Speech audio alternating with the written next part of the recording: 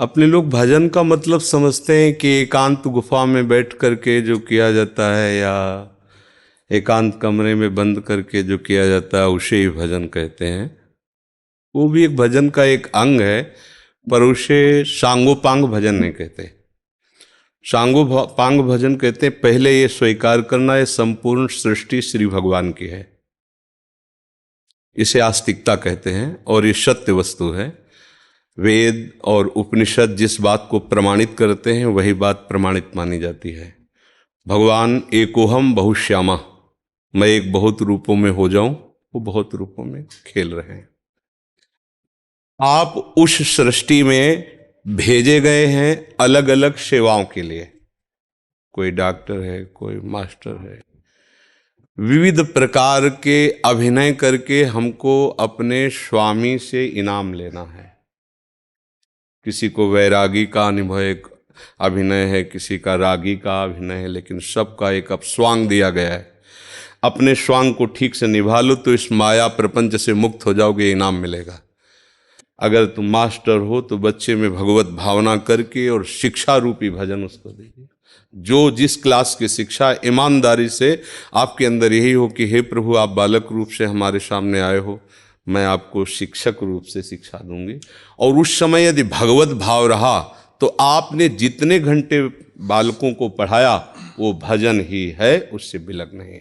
एक युद्ध क्षेत्र में खड़ा हुआ सूरवीर सामने के सैनिकों की गर्दन उतारता है अपने देश रक्षा के लिए, उसका वो भजन ही है, भजन से कम नहीं है, क्योंकि अपने धर्म के लिए वो युद्ध में वार कर रहा है। अधर्म से किया हुआ हर कार्य निष्फल है और धर्म के लिए किया हुआ हर कार्य भजन है, क्योंकि सृष्टि भगवान की है। अगर एक केवल मान लिया जाएगा कि माला चलाना इतना ही भजन है तो वो भजन के सर्वरूप को नहीं जानता है। अगर ऐसा ही हो तो अर्जुन जी कह रहे हैं श्री भगवान से कि मैं संन्यास लेकर के विरक्त होकर मांग कर खाऊंगा, पर मैं युद्ध नहीं करूंगा क्योंकि इसमें हिंसा होती है। और श्री भगवान कह रहे हैं कि नहीं, तुझे युद्ध करना ही होगा।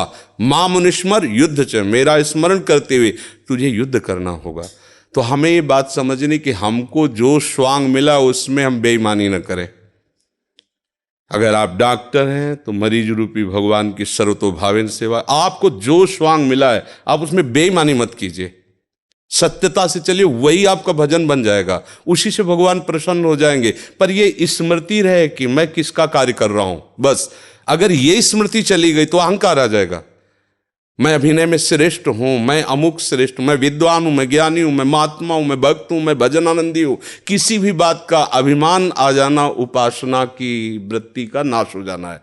एक छोटा सा भी कार्य आपको भगवत प्राप्ति करा सकता है, उस कार्य का उद्देश्य बदल जाए। बस हम समझते हैं माला जपना ही केवल भजन। बात सुन, एक आदमी बहुत हिंसा प्रवृत्ति का था, चोर था, और हिंसा में उसको सुख मिलता था। जैसे अलग अलग, वो इतना तमोगुणी था, जब किसी को काटता और तड़पता तो उसे सुख मिलता था। सैकड़ों हजारों को ऐसे काटता था। एक दिन एक महात्मा उसकी मार्ग से जा रहे थे, मिल गए, उसने उनको भी वैसे ही प्रताड़ित करना चाहा। तो भगवत प्राप्त महात्मा थे, उन्होंने कहा कि बच्चा, इससे तुमको क्या मिलता है? तो संतों के दर्शन से, संभाषण से अंतःकरण की मलिनता का नाश होता है। यदि अभिमान त्याग कर संतों के पास जाया जाए तो एक एक कदम यज्ञ के समान होता है। संत दरस को चालिए तज माया अभिमान। जो भगवान में वास्तविक रमण करने वाले महापुरुष हैं, उनका प्रभाव होता है। उस पापात्मा जीव की हिम्मत नहीं हो रही थी उनकी तरफ देखने की। उनका, बेटा तुम ये सब क्यों करते हो?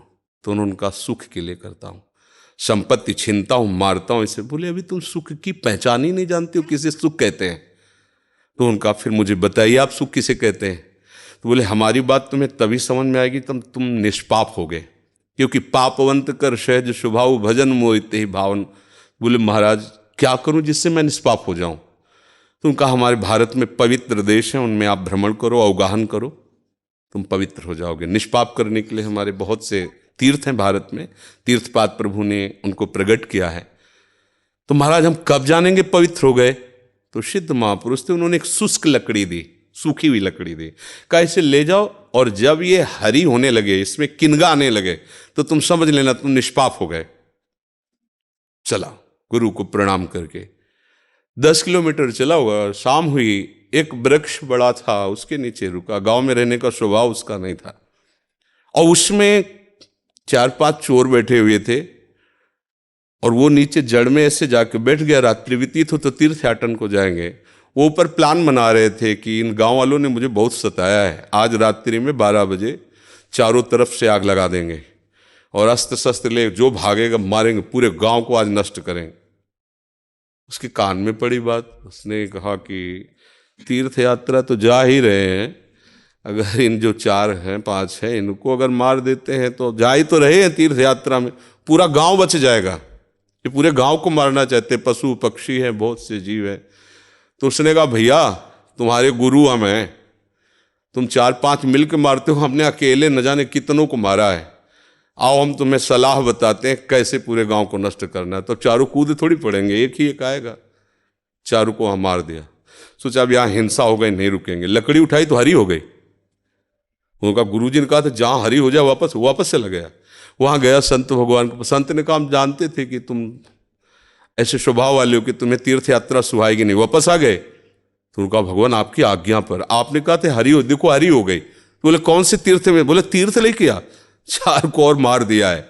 बोले बताइए कैसे? उन्होंने बोले देखो बेटा, पहले स्वार्थ के उद्देश्य से मारते थे तो पाप हुआ, लेकिन पूरे नगर के बचाने के लिए 4 को मारा आपने। उद्देश्य आपका दूसरों के सुख के, इसलिए मारना ये आपको तीर्थयाटन से भी अधिक पवित्र करने वाला हो गया। क्रिया वही, उद्देश्य परिवर्तन, फल का परिवर्तन। यदि हम सब अपने धर्म से चले, अपने कर्तव्य को भगवान की पूजा माने, तो जो जहां है उसको अलग से कोई मार्ग चयन नहीं करना, वहीं भगवान की प्रसन्नता के लिए करे, उसको वहीं भगवान की कृपा की प्राप्ति होगी। तो आपको कोई परेशानी का विषय होना ही नहीं चाहिए। आप अध्यापक और बच्चों को पढ़ाइए और बीच बीच में राधा राधा राधा स्मरण कीजिए। जो भी कर रहे हो अपने प्रभु के लिए कर रहे हैं, ऐसी भावना कीजिए। इसमें कोई श्रम नहीं, कोई परिश्रम नहीं, कोई अलग से ऐसा नहीं कि नाक दबा के बैठना है, आँख मूंद के बैठना है।